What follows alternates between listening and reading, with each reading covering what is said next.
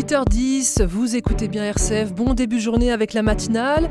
Et alors que le festival d'Angoulême bat son plein, notre grand invité ce matin est un homme de radio, pétri de sport et de culture pop, un historien de formation, dont le premier album de bande dessinée est sorti en fin d'année. C'est l'histoire poignante d'un jeune Alsacien de 17 ans, engagé en 1944 dans la Waffen-SS. Bonjour Philippe Collin. Bonjour Stéphanie, bonjour à tous. Vous êtes avec nous depuis les studios de RCF à Angoulême où vous participez au festival. Je l'ai dit, vous êtes un homme de radio, une des voix de France Inter. Mais si nous vous avons invité ce matin, ce n'est pas pour parler de nos petits camarades du secteur public, mais pour évoquer le formidable et bouleversant album que vous venez de publier chez Futuropolis avec le dessinateur Sébastien Goethals. Ça s'appelle Le voyage de Marcel Grob, c'est son titre. Alors Marcel Grob, c'est votre grand-oncle, presque votre grand-père, et je crois que vous aviez une dette envers lui. Oui, en effet, j'avais une dette puisque j'ai beaucoup fréquenté Marcel quand j'étais enfant et adolescent. Et en fait, il était su que Marcel avait fait la guerre du côté allemand. Il est alsacien, Marcel Grob. Donc il est ce qu'on appelle, malgré nous, parmi 130 000 Alsaciens et Mosellans, qui ont donc fait la guerre contraints et forcés sous l'uniforme allemand. En relais de force, on va dire, voilà. Sauf qu'en 95, j'ai découvert que Marcel n'était pas dans la Wehrmacht. Ce qu'on appelle la Wehrmacht, c'est l'armée régulière du Troisième Reich. Mais dans la Waffen-SS, qui est donc une armée de soldats fanatisés et surtout qui prête allégeance au Führer, c'est-à-dire des engagés volontaires. Et en fait, après 2 ans de discussions avec Marcel infructueuses, parce que Marcel se défaussait, il ne répondait pas à mes questions, j'ai cru comprendre que ce déni du réel était plutôt un aveu de culpabilité. Et donc j'ai rompu avec Marcel en 97, pensant qu'il avait été engagé volontaire SS. Et en fait, il est mort en 2009, Marcel Grob, et je ne l'ai jamais revu de ma vie. Et je n'étais même pas aux obsèques parce que je ne voulais pas être aux obsèques d'un Waffen-SS. Or, 3 ans plus tard, en 2012, j'ai récupéré un peu par hasard un dossier militaire et ce qu'on appelle aussi un Soldbuch, qui est un livret de solde, qui est un petit carnet que chaque soldat allemand avait en sa possession pendant la Seconde Guerre mondiale, qui est une mine d'informations très riche.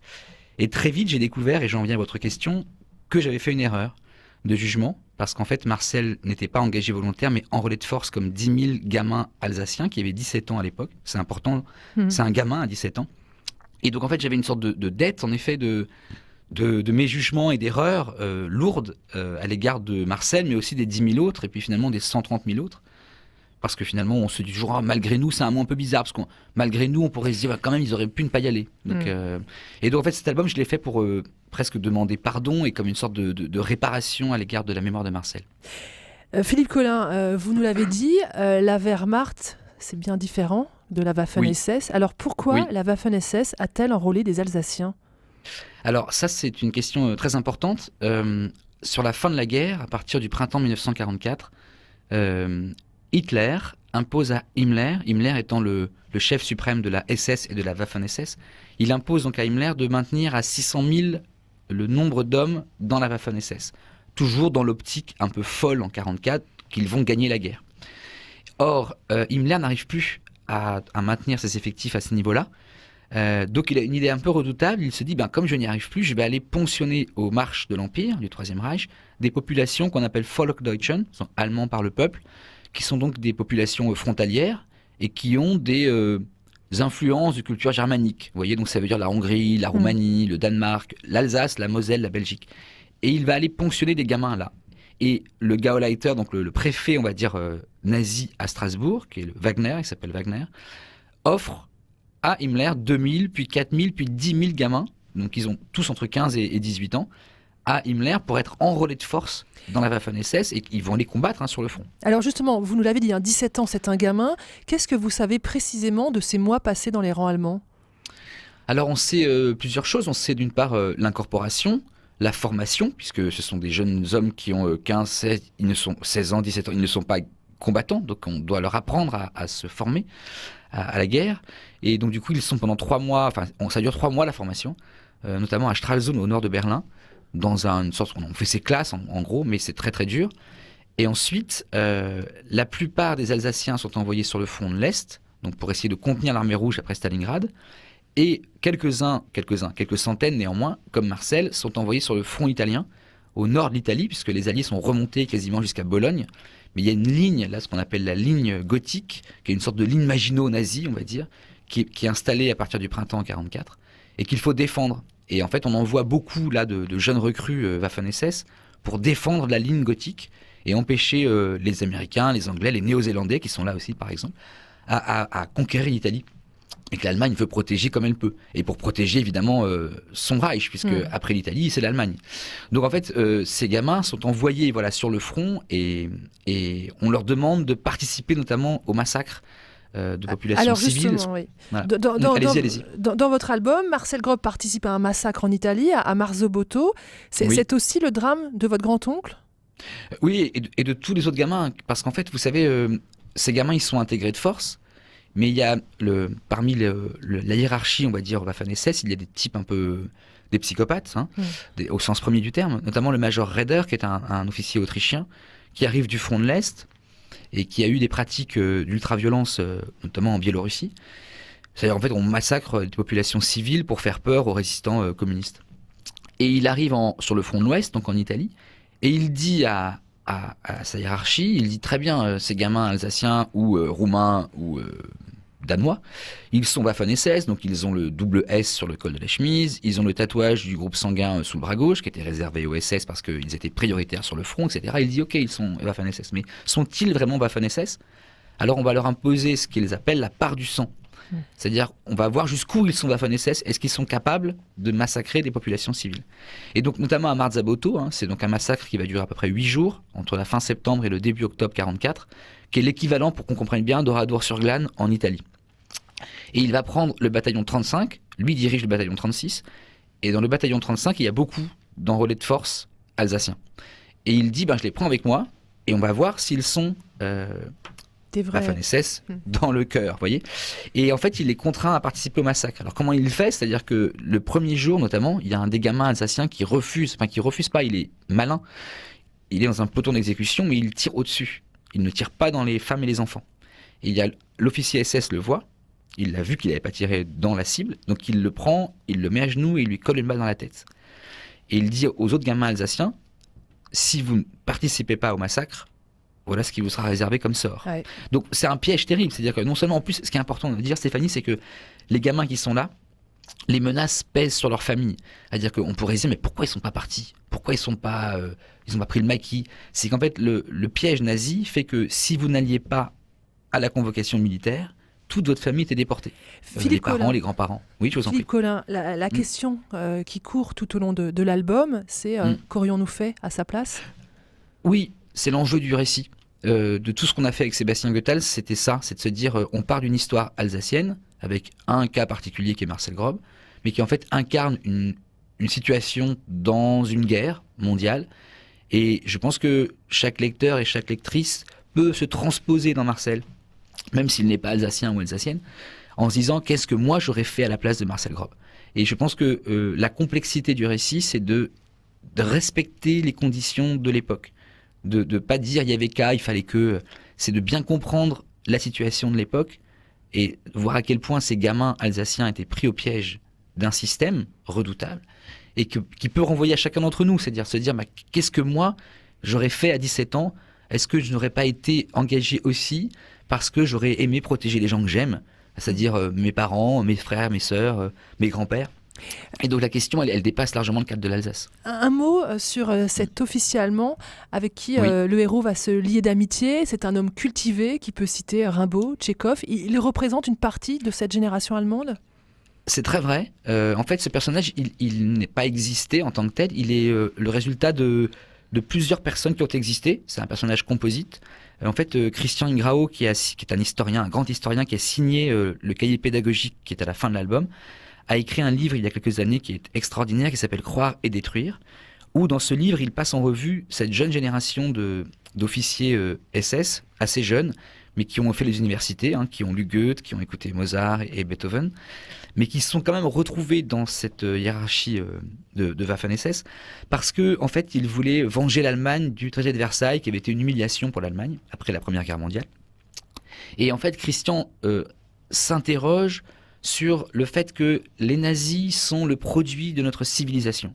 Et Christian n'a pas des réponses sur comment est-ce qu'on peut être cultivé et nazi, c'est pas l'enjeu du récit de Christian, c'est plutôt de se dire ne refusons pas cette idée que les nazis sont le produit de notre civilisation, parce que dans le cas contraire, on se dédouane de réfléchir, nous, à ces questions-là. Et en fait, ce personnage du major allemand qui protège aussi Marcel et ses camarades est là pour ça. Il est là pour donner la complexité de la situation. Et pour montrer la part d'humanité dans l'ennemi, c'est ça aussi ? Il y a ça, évidemment, et pour montrer ce que c'est que la guerre. C'est-à-dire que parfois, vous êtes pris au piège, vous avez 17 ans, vous voulez rentrer chez vous en vie, vous voulez protéger votre famille, et vous êtes pris au front. Il y a ce qu'on appelle l'esprit de corps, c'est-à-dire que tout d'un coup, vous trouvez refuge chez une personne qui peut être votre ennemi. Mais parce qu'il y a une part d'humanité, et parce que vous avez peur de mourir, vous pouvez trouver un mentor, une personne qui vous protège. Et c'est ça, dire le réel de la guerre. Il n'est pas question de dédouaner les Waffen-SS dans l'album, bien évidemment. Sûr. Il est question de dire que la guerre c'est compliqué et qu'on n'a jamais accès au réel de la guerre en fait. Voilà. Philippe Collin, depuis la sortie de cet album, est-ce que vous avez pu rencontrer des gens ou leurs descendants qui ont connu le même sort que Marcel Grob ? Oui, bien sûr. Dans la tournée en Alsace, on a tourné beaucoup en France, mais aussi beaucoup en Alsace. On a vu beaucoup de survivants. Il en reste quelques-uns qui ont aujourd'hui 92, 95, 97 ans et qui ont une grande émotion parce qu'il y a eu beaucoup de non-dits et de choses tues depuis 70 ans. Et c'est vrai qu'on a vu des personnes âgées qui sont venues nous voir très, très, très émues avec l'album dans les mains. Et ça nous a fait beaucoup d'émotions à nous aussi, évidemment, de voir ces personnes âgées et qui nous remercient surtout parce que on raconte l'histoire. On met des mots sur des choses qui étaient vraiment enfouies et quasiment interdites à raconter dans les familles parce qu'il y a la honte, parce qu'il y a la peur de ne pas être compris, parce qu'il y a le traumatisme. Hein. Quand on est traumatisé, on a du mal à mettre des mots sur un traumatisme. Chacun dans notre vie, on a pu connaître ça, même si le traumatisme est petit, c'est dur de parler d'un traumatisme. Là, c'est un traumatisme qui est violent et très, très, très, très fort. Et donc, du coup, il y a une non-parole, notamment dans les familles de ces histoires de Malgré nous. Et le livre vient apporter, je pense, à peut-être cette vocation aussi de catharsis, de pouvoir amener les familles à se parler entre elles. Vous êtes avec nous depuis les studios de RCF à Angoulême, à l'occasion du festival d'Angoulême, festival de bande dessinée. Pourquoi est-ce que vous avez choisi la bande dessinée comme support de votre histoire ? Alors ça, j'y tiens depuis le début. Hein, c'est mon désir depuis le tout départ. J'ai commencé à travailler en 2013. Parce qu'en fait, vous savez, aujourd'hui, ça va faire écho à ce que j'ai dit, c'est que il y a beaucoup de fragmentation dans les pratiques culturelles. Moi, quand j'étais gamin dans les années 80, on regardait la télévision avec mes parents et mon frère dans le salon, on regardait le même film dans la télévision. Vous voyez et le lendemain matin, au bahut, on échangeait sur les films qu'on avait vus ensemble, les mêmes chez soi. Aujourd'hui, les gamins, ils sont sur leur tablette. La mère, elle va lire un roman, le père, le journal, et peut-être que les grands-parents vont encore regarder la télé dans la télé. Je plaisante, mais on n'est pas loin de la vérité. Et il reste un médium qui est transgénérationnel, c'est la bande dessinée. On peut s'échanger une bande dessinée si on écrit pour un public adulte. On peut, là d'ailleurs, ce qui était assez agréable depuis quelques mois, c'est qu'il y a des grands-parents qui viennent acheter 3 albums pour leurs petits-enfants. Et il y a des gamins de 15 ans qui viennent et j'en achète un pour mon grand-père. Et en fait, c'est un livre qu'on peut se passer en fait, entre générations. Et ce qui m'intéresse, c'est le dialogue entre les générations. Parce que nous venons tous de la Seconde Guerre mondiale. C'est une mémoire qui est en train de s'échapper. Et je pense que notre génération, la vôtre, la mienne, enfin nous deux par exemple, Stéphanie, on doit porter cette mémoire et pour savoir d'où on vient, voilà. Et je pense que la bande dessinée permet en tout cas d'échanger entre un grand-père et un petit-fils. Et je pense que c'est un des derniers médiums qui offre ça. Et dès le départ, j'avais ça en tête. En tout cas. Philippe Collin, c'est votre premier album de bande dessinée. Vous avez travaillé avec un dessinateur, Sébastien Goethal. Qu'est-ce qu'il vous a appris, qu'est-ce qu'il vous a révélé sur l'histoire de Marcel Grob par son dessin, par sa technique de la bande dessinée? Il m'a appris, on va dire, 2 choses. La première, c'est le pouvoir de l'ellipse. Que je ne soupçonnais pas en bande dessinée. Ça veut dire qu'il m'a redécoupé mon texte et on a gagné du souffle grâce à son découpage. Mais si on parle de technique de bande dessinée, il m'a appris une chose que j'ai trouvée très belle, c'est qu'une couleur est une émotion. Et en fait, il a posé des lavis comme ça sur le récit de Marcel pendant la guerre.